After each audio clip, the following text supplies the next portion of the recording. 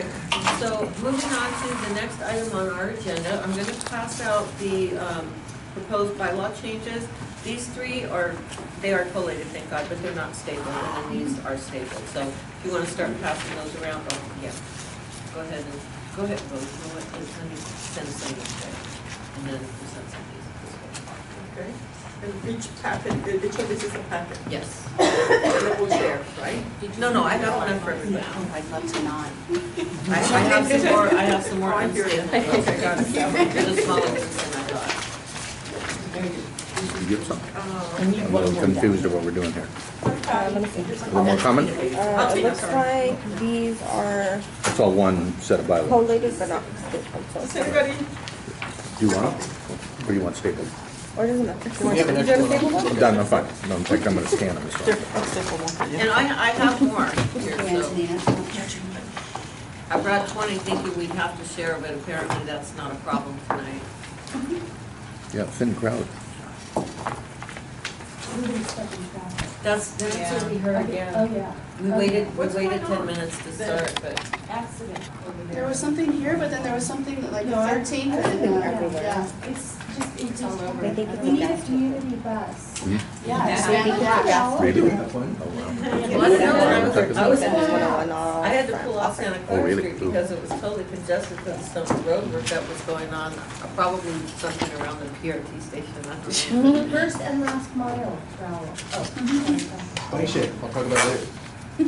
yeah, business suit. It's not about money. Okay, so if you're taking a look at the bylaws, there weren't a lot. I did get a revamp from Dee, which I did not bring because the purpose of our bylaws tonight were basically to discuss a couple certain specific areas. But in the coming year, I think it would be a nice idea to take a look at the edits that Dee did because it was tightly buttoned up. It was very nicely done, Dee. And I've come to find out a lot of times when I read emails, I go, oh wow, this is great, move on to the next thing, and I forget to go, wow, great job, Dee, so this is better, now it's in public. Dee, great job. So the first item for discussion is Article 4, meetings, and the thing is that our bylaws currently say we meet 9 times a year on the third Wednesday of every month except July, November, and December. But for whatever reason, we've been meeting every month in July anyway, whether it's a meeting or a neighborhood tour. So we thought we would memorialize this and actually show that we do have 10 meetings a year and then a holiday meeting that combines a November-December timeframe. So that's the section there on the general meetings. For the officers' meeting, we thought we needed to clarify because the original one is pretty simple. The D3 officers meet as needed to plan agendas, arrange for pertinent speakers, recruit new members, and promote the organization. That basically is the same thing in the new one, but there's an addition that it's the chair's discretion to designate members of the group to join in these meetings for additional assistance because I have been actually tapping people who are willing to do the administrative part of the work with me, and I find it incredibly helpful to develop agenda ideas and actually put everything together. So again, it was something we thought we would memorialize. It's already happening, but we thought we would make it official by putting it in the real bylaws.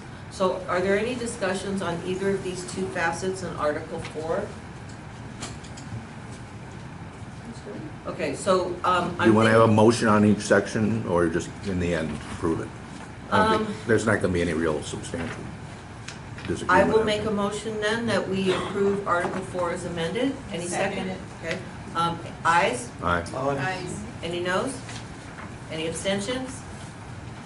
I'm sorry, was that an abstention or? Yes, I Okay, abstain. okay.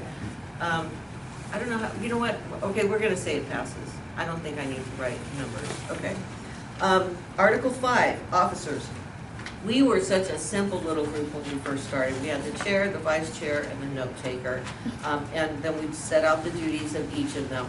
Well, since we no longer need a note taker because the meetings are recorded, the new slate of officers does not include a note taker. However, we decided that we were actually just a tiny bit light on officers. So we continue to have the chair and the vice chair, but now we actually need to have a treasurer because now we actually have funds that need to be managed. And according to the rules of the credit union where our funds are deposited, we must have a treasurer in our roster, somebody who is made financially responsible for those funds. We also thought that we needed to add a past chair because we have talked in previous meetings about having a succession plan rather than having a random annual election and hoping that somebody would step up. If you go on to read this, we're going to go on, so as the newly written article says, the D3 officers are the chair, the vice chair, treasurer, and past chair who are designated and authorized to transact a D3 CLC financial account. That language comes from the credit union. That's the language that they want to see in the bylaws that makes it official. So then we go on to detail the duties of each of the officers. The chair sets the agenda in consultation with other members of the council, leads the meetings, and communicates with the membership via email or Yahoo group. We are actually going to try to move away from email and more into Yahoo group, but this makes it official if we do have to do an email. The vice chair performs the duties of the chair when the chair is not available. Here's the new part that I love. Following the year of service as vice chair, the officer will assume the role of chair in January of the next year with the new vice chair being elected. So if you think about it, that ensures us a succession of command. So we have a chair and a vice chair. The following year, vice chair moves up into chair. So that's at least a guaranteed 2-year succession plan where we have leadership in place. So then moving on, the treasurer is responsible for funds received from any grants or otherwise money received. The responsibility is to manage all monies in the manner needed to fulfill the grant requirements and or any standard accounting rules of the bank account established for the D3 CLC. Again, all necessary language that just delineates the duties. The past chair performs the duties of the chair when the chair and vice chair are not available and participates in officers' meetings. This means basically for the first time, we would have an official board. That's not what we're calling them, we're calling them officers, but we would now have a full complement of officers that would serve as a board. Now, when it says the past chair, you'll notice it does not say immediate past chair. Now, it could be, for instance, I'm your chair now, so if I'm nominated as past chair, then yes, I would remain on the succession plan. But we've had other chairs for the D3 CLC, and any one of them would always be eligible to be nominated for past chair.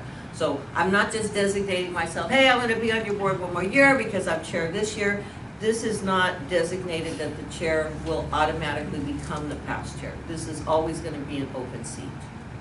So we've had Don Gagliardi, we've had Pete, we've had Sammy, we've had myself, we had someone else from Hyde Park who's not going to be in the country any longer, so I don't think he's going to serve. But so that's the reasoning behind the new articles and the designation of officers.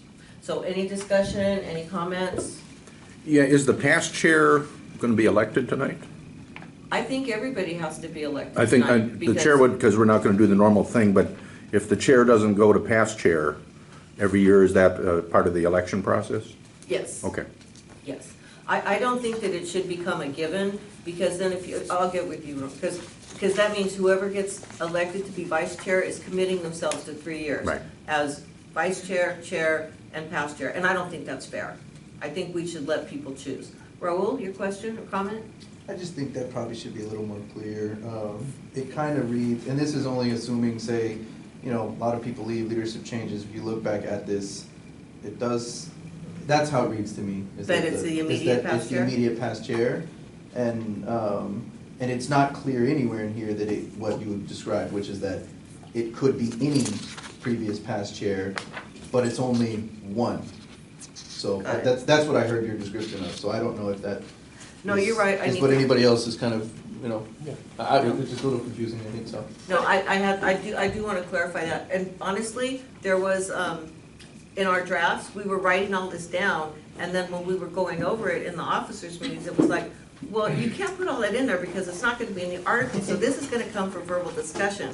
But we didn't clean that up. Hi, Catherine. So we didn't clean that up. Okay, so Imelda. Just a comment, so a chair really has to make a commitment of being on the board for 3 years, right? As vice chair, and as past chair. No, That's why we were saying that the past chair could be any past chair. So the vice chair does commit to 2 years as vice chair and chair, 2 but, years. yes. Yeah. Yes, so but that's why we want a succession plan, and it's true, as I read this again, do you know sometimes when you know what you're saying and you write it down, and then you're surprised when other people read it and they don't read your mind? That's kind of what happened here. A past chair. Yes, it can be any past chair. And of course, as always, it has to be somebody who's willing to serve, you know, I can't go, Pete, you are past chair, I'm sorry, you are it this year. No, he can gracefully decline. So, okay, so I will clean that up. Any other discussion, comments, suggestions? I agree with Raul that it's a little bit unclear on the succession. And the comment is that we want an succession plan. And I'm not clarified who we is that wants a succession plan. I think that the verbiage here is to meet the criteria for the credit union or for our financial aid. What I would propose that we do is to put that language, put that forward. And then the part about succession, wait until we are in a new administration and then take that. So I would like to defer that portion of it and then just to proceed with the portion that we need to be for legal purposes. You know, Lovey, I'm sorry, I really didn't follow. I understood the part where you agreed that the past chair language on the revision is not clear and we will change that. And I understand that you're saying that the treasurer language is necessary because we have to have it for the credit union. But we didn't actually write anything in here that said we're doing this to have a succession plan. This is something that I am saying we did it because we want a succession plan in place, because we don't want to scramble every January to find somebody who wants to serve. So can you clarify your point about the succession plan? Well, my understanding is, and I think that I was agreeing with what Raul was saying, is that the language is rather nebulous. It's unclear. Things are being said that are not written down here. I have a little bit of concern about it, and I think the council member has expressed concern as well, and I share that, is that we just, the urgency of the succession is not as imminent as the urgency of the legality so far as the finances. The only urgency as far as passing it tonight is that elections happen in January. So if we defer it, it doesn't come back up again until next January. And I don't think we're willing to wait a year. Raul? Just to be clear, I was really only confused about the past chair portion. I actually am pretty clear on, based on paragraph 3, the role of the vice chair now is essentially a 2-year role where vice chair then moves into chair. That was clear for me, and I'm comfortable with that language. What wasn't clear, and now I think Joan's going to clear it up, was just what that past chair role looks like. So I think if that's cleared up, that I think I'm comfortable with. Again, I'm just giving some feedback though as well. This is now your group, sort of an outsider looking in. So. Truly, I agree with you that I should have been much more clear. And at one point, I actually had the language in there that the immediate past chair performs the duties, but then I realized that meant, again, the vice chair is committed to 3 years, so I took out that language without fixing it to make clear that any past chair could serve in that role. But I will fix it. I will fix it. Good, thanks. Anybody else? Okay, well then, I move that we go ahead and approve Article 5 with changes as 1, 2, 3, 4, 5, with changes as noted in paragraph 5. Second. Ayes? Aye. Aye. Any noes? Any abstentions? Okay, so that passes. Okay. On committees, this was suggested to me because it was felt that it was a little ambivalent. Committees can be created as needed, typically only for special projects or activities like the holiday meeting, the planning meeting, and the annual elections. Because that totally limits us to, what is that? Well, it says like, and then it names 3 specific committees. So what we thought, and sorry, I don't remember who suggested it, there was a couple of meetings about this. The revised language would be, committees can be created as needed with service limited to the calendar year per the work plan as determined by the group in February of each year. What that means is, and I'll give 2015 as an example. We have 3 subcommittees: illegal dumping, speeding and traffic, and homelessness. So what we thought we would do is, like, we're not gonna commit this group that every year we have to have a subcommittee that addresses those 3 subjects. One of the things that we want to do in February is establish a work plan, which, what do we wanna concentrate on? What do we think is important? What do we wanna work on? What do we wanna educate people on? And that's when the subcommittees for 2016 are formed. So, and I think this comes up later in the meeting. So in the February meeting, we would have a presentation if those subcommittees from 2015 would like to present. Then we have a discussion, okay, here's what was happening on those subcommittees. What's our direction this year? What's our areas of focus? And then we find people who are interested in those subjects. They agree to serve, and then they serve only for 2016. It's not like, oh, I've signed up for this committee, my God, the next 5 years I'm gonna be stuck with this. No. So we thought we would codify this, that when you sign up for a subcommittee, it's for that calendar year, and the following year, the new group gets to decide the work plan. I thought that was pretty good. I'm seeing nods, but no smiles, no.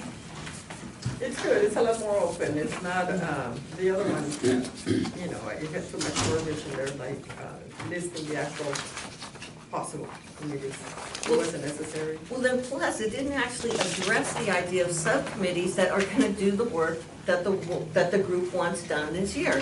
So we thought that this was a much better, clear way of delineating who's gonna do what and how long, and what their responsibilities are.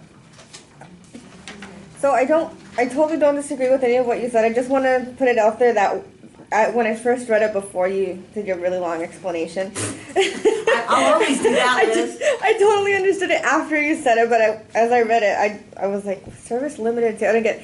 So I'm thinking maybe just add with serving members only having a 1-year term or something, because this is. I'm always open to suggestions. Just adding the Liz. word members in there. Do you want to help me wordsmith? 'Cause, I will. I mean, even if we pass this in theory, I will always send out an amended one and tell people, is this what you thought? It'll be like my last duty as chair to make sure that the amended bylaws go out. But I'm always happy for Okay. wordsmithing, so if you want to, in fact, anybody wants to send me suggestions for wordsmithing, if I get like 4 suggestions and they compete, then I'll have to like be making some executive decisions. But yeah, if you would like to send me some verbiage that you think the average person would read without me having to give a 3-minute explanation, I'll take it. Will do. Just the members, most of the members, service, limit. Oh, with the member, okay. So Imelda has made a suggestion, committees can be created as needed with members' service limited to the calendar year per the work plan, as determined by the group in February of each year. Yeah. Okay. Yeah. That's it. Oh, does that, Yeah. wow, 2 birds with 1 stone, you guys are truly a team. Truly a team, I like that. Okay, so, any other comments regarding the verbiage for committees? Any motions for this? Move to approve. I'll second. Aye. Any ayes? Imelda seconded too. Okay, ayes? Noes? Abstentions? Okay, so that passes. One more small article, and this is regarding the amendment of bylaws. And let me think, there was just one simple change here. Oh, it's the second sentence where it said originally all proposed changes shall be distributed to the entire membership at least 2 weeks before the vote. So now it reads, all proposed changes shall be distributed to the entire membership list, either in person or via email, at least 2 weeks before the vote. And this came from a person who thought that the original change that I had made it sound like we would vote by email, but this is just clarifying that we can give you these either in person or by email, and then we vote at the meeting. So that's why that change was made. And basically, it's just the adding of the phrase either in person or via email. And I did manage to meet that deadline. The revisions, the proposed changes did go out 2 weeks ago. So are there any discussions on the addition of that clause that we could send the draft changes in person or by email? Move Any we approve? discussion? What's that? Move we approve. Okay, I'll second. Ayes? Aye. Noes? Abstentions? Okay, so that one passes. Okay, so I will work on getting these written up and in a clear form, and then I will send them out to the whole group.